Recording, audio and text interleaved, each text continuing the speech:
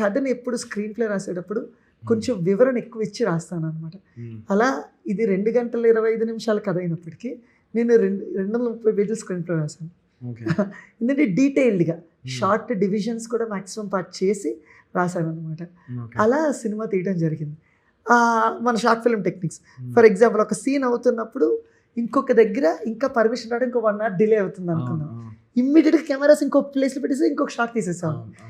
That's how మన short films ఎలా తీస్తాం. కాకపోతే ఏంటంటే యాక్టర్స్ ఒకళ్ళే కొంచెం పెద్దవాళ్ళు అయ్యారు, కానీ వాళ్ళు కూడా అలా ట్రీట్ చేస్తాను. మీరు నమ్మరు, సుదర్శన్ గారిని కానీ జగపతి బాబు సార్, రాజీవ్ కనకల సార్ కూడా అలాగే ట్రీట్ చేశారు. సార్ ఈ షార్ట్ ఒక్కసారి కొంచెం లేట్ అవుతుంది, అది మీ షార్ట్ తీసేద్దాం సార్, మీరు ఇట్లా ఇవ్వండి, మీరు ఇట్లా ఇవ్వండి షార్ట్ తీసి. బట్ ఇవన్నీ కూడా జరగడానికి కారణం యాక్టర్ సపోర్ట్. వాళ్ళు ఓకే నేను షార్ట్ ఫిల్మ్ చేసి వచ్చాను, షార్ట్ ఫిల్మ్ లాగే ట్రీట్ చేస్తున్నాడు అని వాళ్ళు ఎప్పుడు అనుకోలేదు బ్రో. వాళ్ళు ఏంటంటే కథని నమ్మారు, నేను చేస్తున్న దర్శకత్వాన్ని నమ్మారు. అది బిలీవ్ చేసి వాళ్ళు నాకు ఫుల్ కోఆపరేషన్ ఇవ్వడం జరిగింది.